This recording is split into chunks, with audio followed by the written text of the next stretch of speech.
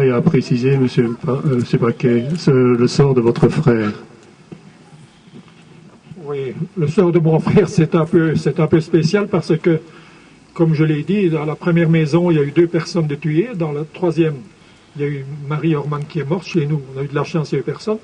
Et alors, mais finalement, après 8 jours, enfin 8-10 jours, je ne me rappelle plus exactement, mon frère commençait à se plaindre qu'il avait été blessé à la jambe. Donc, il avait commencé à avoir de l'infection. Donc, les Américains, évidemment, étant très fournis au point de vue infirmerie, et malheureusement, mon frère était sourd-muet déjà à l'époque.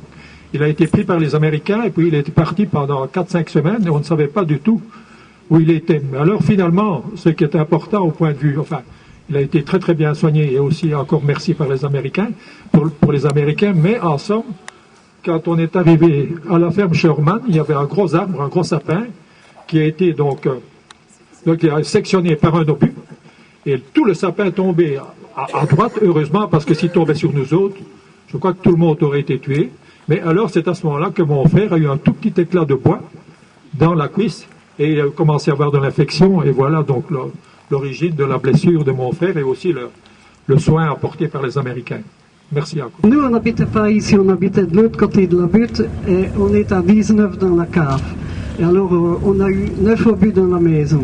Et alors, on était à 19 dans la cave, et alors il y avait un infirmier allemand qui était là, et ils ont emmené un prisonnier américain qui avait reçu une balle qui a traversé le corps, et à chaque fois que son cœur battait, on voyait le sang qui giglait hors de son corps.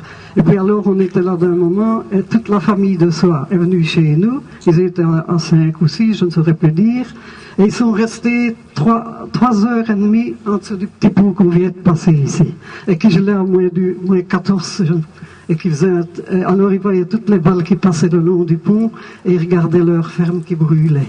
Et nous, heureusement, on n'a eu aucun blessé.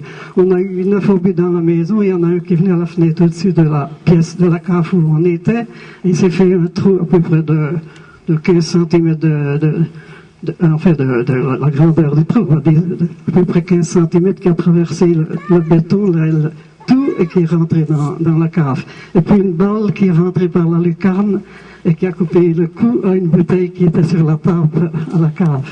Mais